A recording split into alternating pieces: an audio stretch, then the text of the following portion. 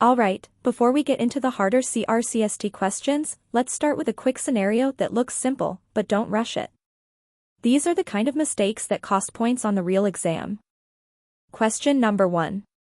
During tray assembly, a technician notices a fine crack in a surgical instrument under magnification. What is the most appropriate action? A. Include it if the crack is minor. B. Send it for sterilization and monitor use. C. Remove it and report for repair or replacement. D. Place it at the bottom of the tray.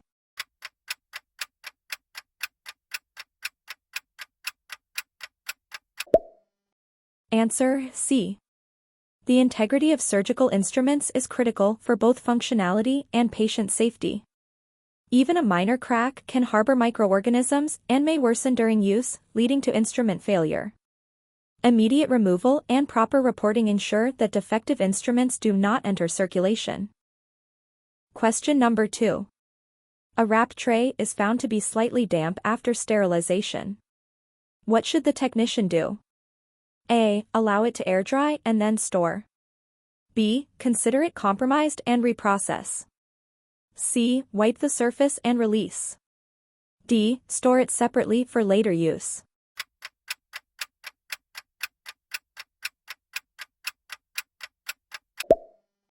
Answer B.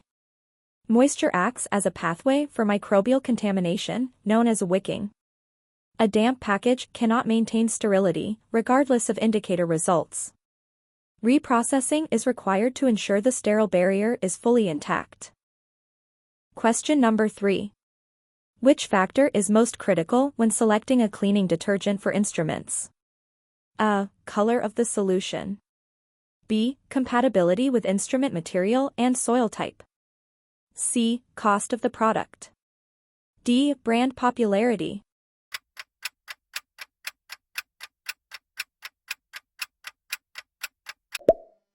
Answer B.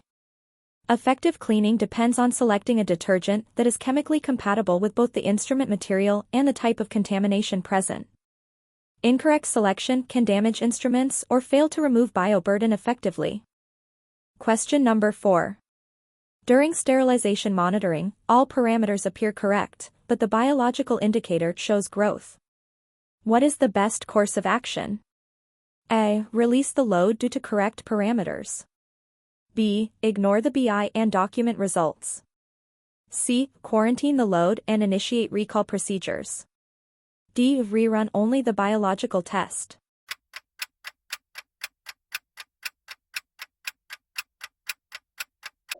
Answer C.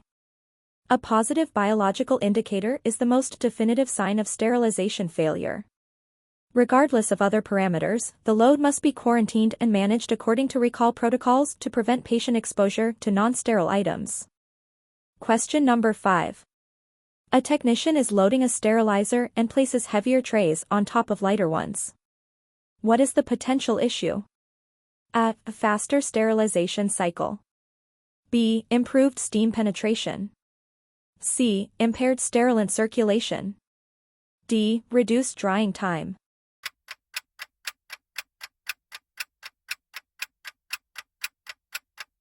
Answer C.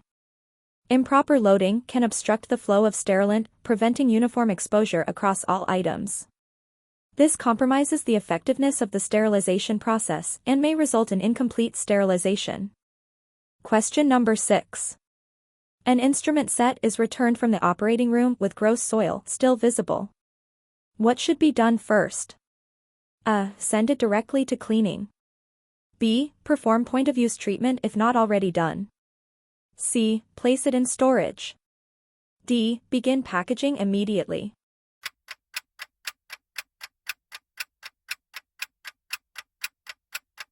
Answer B. Point-of-use treatment minimizes drying of bioburden and facilitates effective cleaning. Addressing this step early improves decontamination outcomes and reduces the risk of biofilm formation. Question number 7. Which condition most directly compromises the sterile barrier of a packaged item? A. Proper labeling. B. Storage in a closed cabinet. C. A small tear in the wrap. D. Limited handling.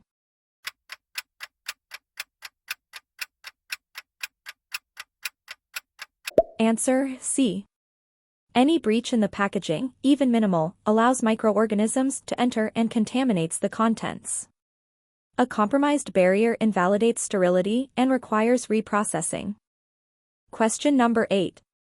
A technician is unsure whether an instrument meets IFU requirements for sterilization.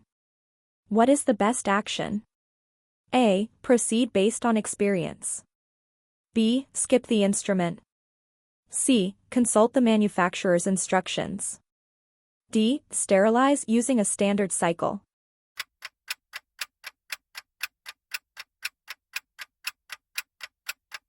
Answer C. Manufacturer IFUs provide validated, device-specific processing instructions. Relying on assumptions instead of IFUs can result in improper sterilization and potential patient harm. Question number 9. Which practice best ensures traceability of surgical instruments? A. A visual inspection only. B. Labeling trays without documentation. C. Using a tracking system with load and patient linkage. D. Storing items by location.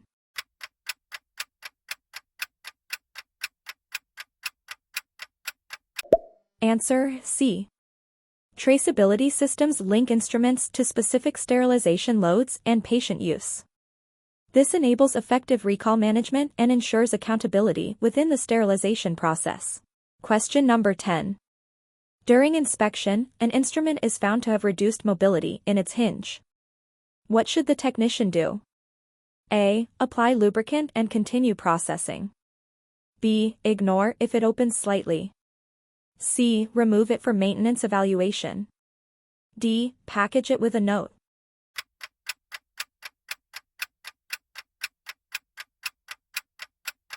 Answer C.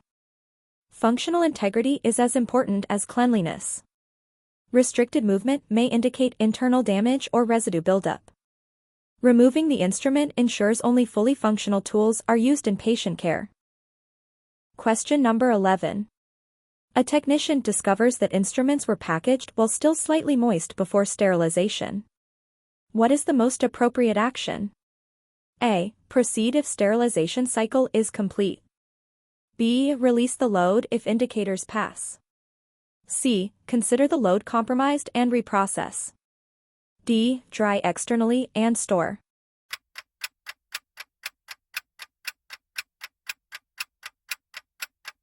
Answer C. Moisture present before sterilization can interfere with proper sterilant penetration and promote contamination after processing. Even if indicators pass, pre-existing moisture compromises sterility assurance and requires full reprocessing. Question number 12. Which action best ensures effective ultrasonic cleaning performance? A. Overloading the chamber. B. Using correct solution and proper cycle time. C. Skipping pre-cleaning steps. D. Running shorter cycles for efficiency.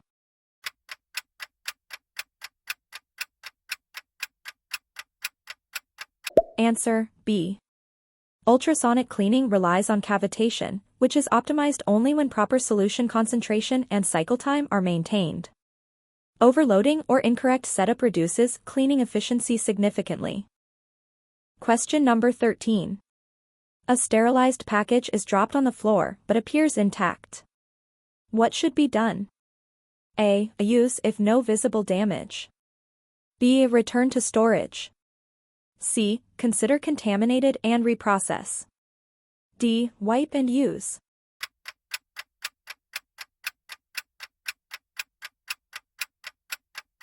Answer C. Event-related sterility considers any potential contamination event. Dropping a package introduces risk even if no visible damage is present, requiring reprocessing to maintain safety standards. Question number 14. Which factor most affects the effectiveness of steam sterilization? A. Room lighting. B. Proper air removal from the chamber. C. Labeling accuracy. D. Storage location.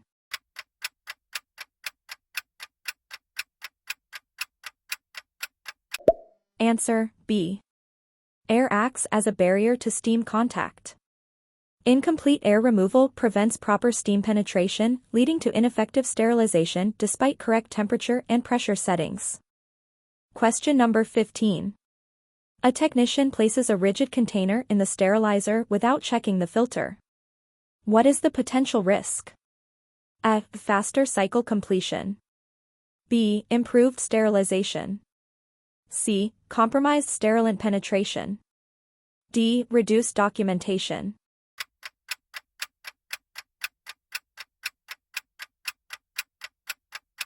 Answer C. Filters are essential for allowing sterilant entry while maintaining sterility afterward. A compromised or unchecked filter can block sterilant flow, leading to incomplete sterilization. Question number 16. Which practice best reduces the risk of biofilm formation on instruments? A. Delaying cleaning. B. Immediate point-of-use treatment. C. Skipping rinsing. D. Air drying after use.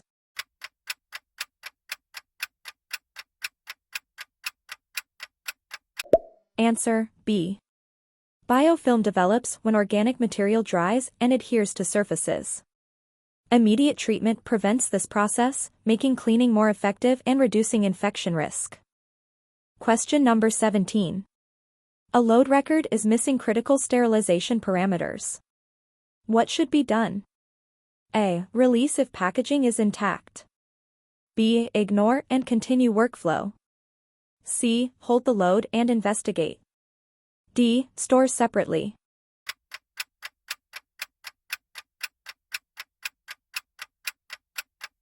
Answer C. Incomplete documentation breaks traceability and prevents verification of sterilization conditions. The load must be held until the issue is resolved according to policy. Question number 18. Which action best supports proper drying after sterilization? A. Removing items immediately. B. Allowing adequate drying time within the cycle. C. Wiping packages manually. D. Stacking items while warm.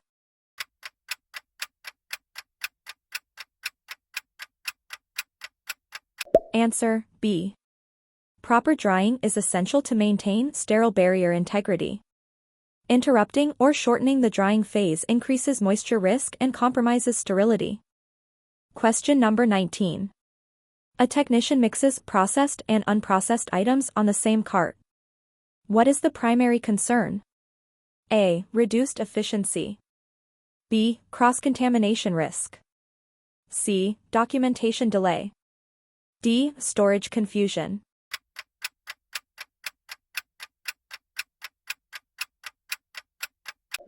Answer B. Mixing clean and contaminated items directly increases the risk of cross-contamination, undermining the entire sterilization process and patient safety. Question number 20. Which condition best indicates that an instrument is ready for sterilization? A. It appears visually clean only. B. It has been cleaned, inspected, and is fully functional. C. It is packaged quickly. D. It passed external indicator only.